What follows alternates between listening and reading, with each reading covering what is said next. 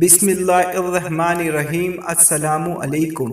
جب عبداللہ بن ابی منافق کی موت ہوئی تو اس کا بیٹا عبداللہ صحابی نبی کریم صلی اللہ علیہ وآلہ وسلم کی خدمت میں آیا اور عرض کی کہ یا رسول اللہ، والد کے کفن کے لیے اپنی قمیص عنایت فرمائیں اور ان پر نماز پڑھائیں اور مغفرت کی دعا کیجیے۔ چنانچہ نبی کریم صلی اللہ علیہ وآلہ وسلم نے اپنی قمیص غیرت مروت کی وجہ سے عنایت کی اور فرمایا کہ مجھے بتانا، میں نماز جنازہ پڑھاؤں گا۔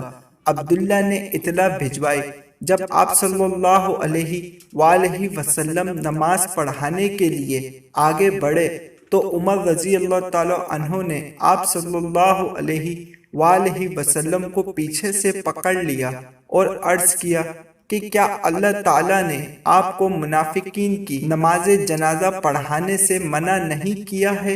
آپ صلی اللہ علیہ وآلہ وسلم نے فرمایا کہ مجھے اختیار دیا گیا ہے، جیسا کہ ارشاد باری ہے، تو ان کے لیے استغفار کر یا نہ کر، اور اگر تو 70 مرتبہ بھی استغفار کرے تو بھی اللہ انہیں ہرگز معاف نہیں کرے گا۔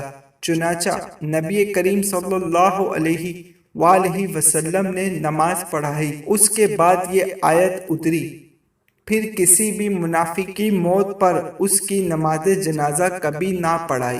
جزاک اللہ۔ حدیث مبارک سمجھ آنے کی صورت میں ایک لائک ضرور کر دیے گا، اور جو لوگ حدیث پاک سننے اور سمجھنے کا ذوق اور شوق رکھتے ہیں وہ چینل کو سبسکرائب کر لیں تاکہ مزید ایسی حدیث پاک آپ کو ملتی رہیں۔ اللہ حافظ۔